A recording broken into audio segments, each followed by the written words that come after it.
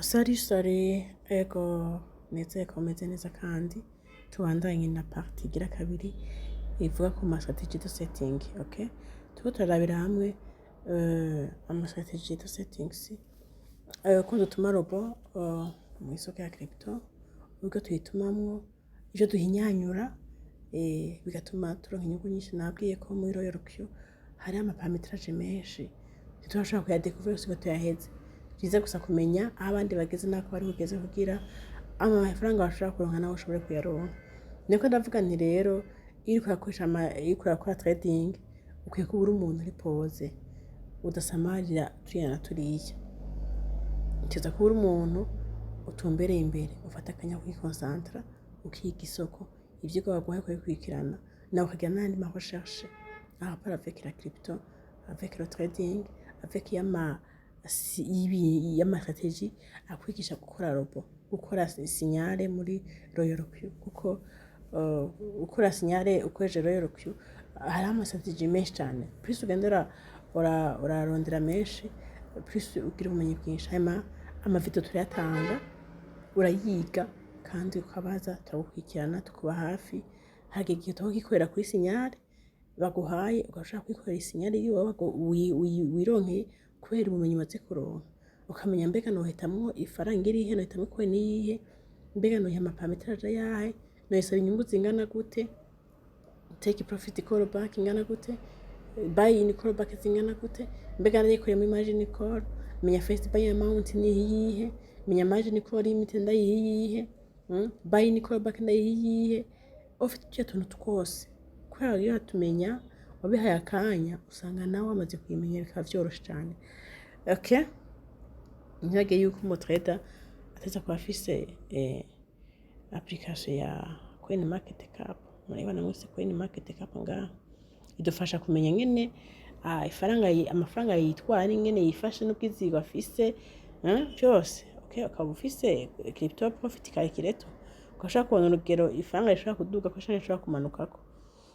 Trading ivyo, okay, ugashobora kwiga ingene isoko imyitwarire y'isoko ingene yifashe, kuraba uti yashaka kugenda uko yashaka kwitwara uko kugira ngo ushobore kubona aho ushaka kuja kwinjira, uhinjira uvuga uti ninjiriye ngaha ishitse hajya cyendo nk'inyungu cyane nawe kandi yirindire banze imanuke. Okay, strategy ya one call nabwiye yuko one call strategy ziri kwinshi. How one call is simple, how one call isanzwe ukora uko nyene. Okay, ukarafata aho bigeze aho nyene. How one call wanza kwigako ukaraba ingene isoko ikwitwara kuvuga uti njya kwinjira ngaha. Royo kirabitworohereza yadushiramo ikintu ca RSI condition ukemeza uti niyo isoko yakoroka robo abije kurangura robo ikarinda isoko ikanze gakoroka. Ivyo rero bigira hahandi ubona ko isoko iri kwirakoroka nyene, mugo ubona ko isoko ikiraduga ugaca kugira ngo niyo isoko yakoroka uzosanga itarakurangurira, ahubwo raba ahantu igeze naho iri kwirava niyo kwiraja ubona uti ninjire ngaha itunzana inyungu. Hama umenye no gukoresha one call muri margin call, sivyo ukayiha one call ukiha amakoruzi. Okay, ukayiha amakoruzi ane canke 5. Okay, hanyuma ugashaka gukoresha na compounding strategy na nyene amavideo yavyo byose arahari vraiment. Byose nabwiye ko ivyo byose bikora mu isoko iri kwiraduga tendance haussière.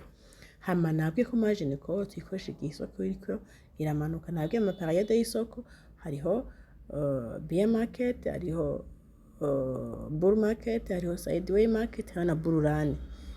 Byose nabisiguye muri partie ya mbere. Katubandanye uno twigana ni strategy y'ama holding nayo. Okay, bashaka kuvuga uti ngomba kubika kano gacoin ndakarangure nzokaronke umusaruro munini. Bashaka kubona umudandaza gahenga y'ibiraya vyeze canke ibiraya vyeze canke ibigori vyeze kashi ashafata akarangura byishe gastoka akabika akavuga atanzodandaza nyuma y'amezi nk'5 kubera azi yuko kubera vyeze ni vyinshi birahari mugabo azi yuko biento bizosura bizoduka cyane kuko iyo vyeze biramanuka. Rero na holding irabaho, holding robotique irabaho ugaholdinga holdingisha amahera makeya akavuga ati ngangire holding simple. Okay, itandukanye rya holding simple na trading. Holding na trading, holding ni juste kurangura ukarinda inyungu zo kuzana nk'inyuma y'amezi angahe cyangwa inyuma y'indwi zingahe bivanye na periode ibiri imbere wimirije kubona nimba byakorotse umenya ko kuduga bitazoduga byakoze cyane kugira ushimishe uti vraiment nivyo biretse kumanuka nk'uko reka ce ndangura rero kuko ndazi nka bitcoin yakorotse kaza nko kuri 80,000 yahora mu 100,000 okay ashavuga uti kandahangure ndazi inyuma y'ukwezi izohigeze nko 90,000 zoyima amahera menshi bashaka kuranguza umutaye wa $10 15-20 icyo ukora gusa hajya kuri first buy na amount ushaka iyo 10 yawe niyo 20 cyangwa 30 yawe ateguye hanyuma ugafata take profit ukayiha 30%. Okay, hama take profit callback ucuye nka 10 cyangwa 15 entre 10 et 15 bisigura iki bizotuma nakwe niyo duga ikazobana ngiduga kuzana n'izindi nyungu zirenze kubera iki take profit callback kubera take profit callback bituma no kuvuga iyo robo ishikaje kuri 30% bayisavye irarindira ikaraba ko coin ibandanya iduga kubw'ikuzana inyungu zinyongera iwe nta nyungu zinyongera ishaka kumanuka kuronka coin igashija kumanuka ikamanuka ikaza muri moins ya 10% robo izoshiva mu isoko zishobona yuko ivyo wayihaye ibishitseko 30% zishitseko hama coin agize back igiye muri 10% imanuka ishitanga inyungu mugabo muendere geste hamweho coin yabana yiduga lo igashika kuri 30% nkiyo yisavye nyene inyungu wayisavye hanyuma ya coin igakibana yiraninga ntimanuke robo izogumekeye n'izindi nyungu ziri kuri 30% zikuzanira okay hamwe coin igiye kumanuka kugira callback kugira back ikaza nko muri moins 5 robo ntizova mu isoko kubera wayigiye muri 10 sivyo robo coin rero ntishitse kuri moins 10 robo cyosubika bana yigirane yeganye n'izindi nyungu no kuvuga ya take profit callback nizo tumuronka inyungu zirenze 30% bayisavye hanyuma rero bisaba ko coin imanuka cyane ikaza isubira inyuma ikagera kuri ya 10% wayibwira zoshobona gukoroka kuva mu isoko bambe kuzanire 30% cyangwa izo nyungu yarigezeko igacikura muzo 10% zisigara mu isoko ntiziguha izo callback irazikura ko ntiziguha okay aho rero ni ya holding simple aho rero holding robotique nayo ukora kwa margin call no kuvuga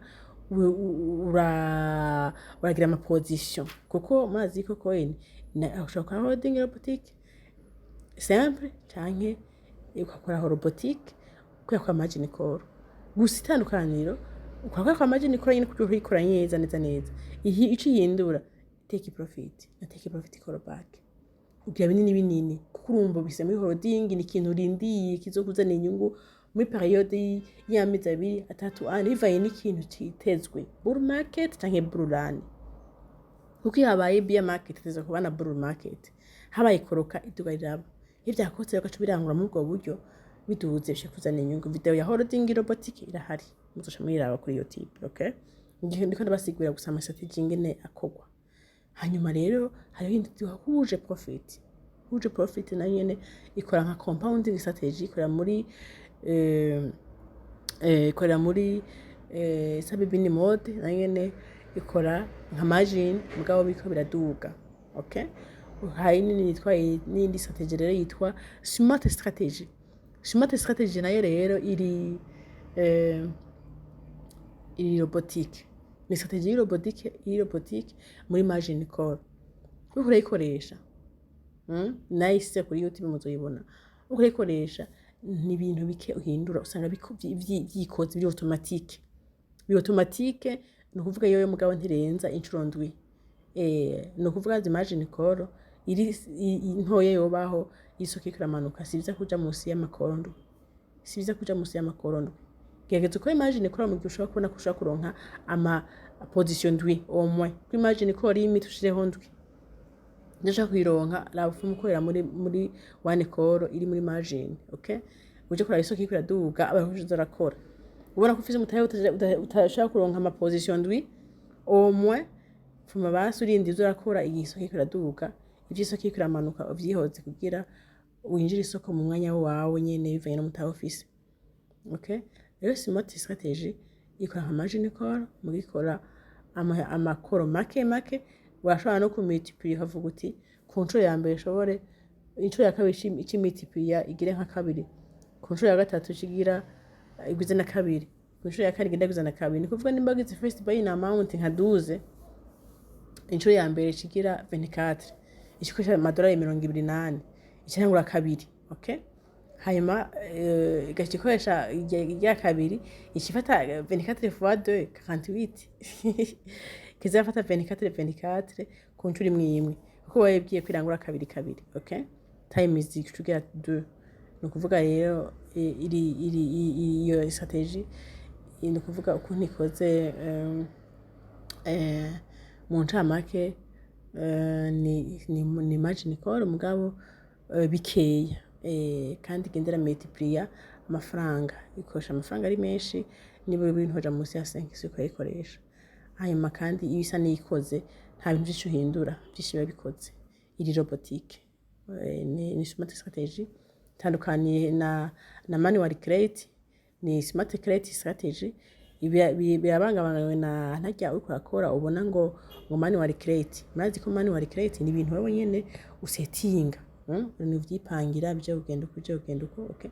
Muga muri smart create strategy babipanze bi robotique ushatse urayikoresha kuko mazi ko muri trading imisi tuguma tugira patience. Ugira patience kubera iki? Umwanya bishaka kumanukira ko cyangwa bidugira ko ntibiri stable birahindagurika ibiciro. Niyo mpamvu uteza kuba ari patient kandi ukamenya yuko bitagenda bidaherayo biduga kandi kiyaza gusenga ko ni muri floating loss. Je twari kumwe twivuga cyane kenshi frame. Hama kandi ukamenya yuko uje gutangura ushira imbere ubumenyi, kurondera ubumenyi. Umutaye ntuzuvuga ngo ko mfise ngo $100 ngo nzoronka ngo $5 ngo ku munsi. Oya. Ku munsi ushaka kuyaronka. Mugabo bivanye n'umwanya umaze kumara muri trading ama experience ufise. Ariko ni nkuko ushobora kuyabura mugano homba. Birakoroka karinda bikaduka kubera iki isoko ishobora kumanuka cyane karenga. Hamwe nababwira umutaye wawe ushobora kurenga muri party ya mbere nababwiye. Umutaye wawe ushobora kurenga munsi yaho umutaye wawe wahereye kubera ikibandanye imanuka cyane. Ni kuvuga usaba kurindira kugira bikaruke. Kandi ushobora kongeramo kandi gatayo kabura kora. Ego nuko mu ncamake rero hari ni strategy yitwa game changer na video ya irahari nyinshi zose sanga zisunga one call na margin call. Iyo uzi neza one call ngene yikora ukamenya neza ngene ukora margin call, aya ni strategy yose azayoga kuri izo zibiri azazoga ko azameze kumwe usanga ugenda urahindura bike rero saba umuntu wese amenye gukoresha one call n'ijya ino yikoresha nayikora gute. Turabitanga mu vyigwa utabitanga waza ukatubaza tukakwishura tuko turavyigisha kenshi. Hanyuma n'ijya ino ukoresha margin call nayikora gute, okay? Iyo umaze kuyimenya ujya usanga izindi zose upfa gucisha kwa maso ujya usanga bishusha iyo usanga zisa. Rero mutekane mwakore mutuje uri umuntu ukunda kumedita ukunda ivyigwa ukunda amazoom meeting ama video kuri YouTube kandi kwiyara ukandika kandi ugasubiramo ibyo bakoze kugira wimenyereze gukora nawe. Hanyuma ukazurabaza tutahura turahari bwa tubakompanye. Murakoze mu Rwanda mudukurikirana ama video yo kukwejje sinababwiye muri video ndiho ndababwira ama video yose arahari. One call irahari, one call simple irahari, one call iri mu margin call irahari. Hanyuma one call ushobora kubwira robo ngo niyo coin yamanuka muri nabwe nga kuri RSI, okay? Nk'akaroho ngaha uyibonye muri 58 yana ni 60 yana 67 bana iri muri overbought iri hejuru cyane. Bataza kwinjira muri one call mu gihe aha mu RSI yo yabonye mu 30 muri munsi ya 30 ni muri oversold, okay? Washaka kubwira roboti niyo coin yamanuka rero wa robo uncungira isoko niyo yamanuka aha muri 30% ngaha ushobora kundangurira robo arabikora. Ndo yo kintu kwina kintu dakora ije itunye cyose arayikora. No kuvuga bisaba ko umenye ukuntu hituma n'ingene yikoresha nuko mu Rwanda yamudukurikirana.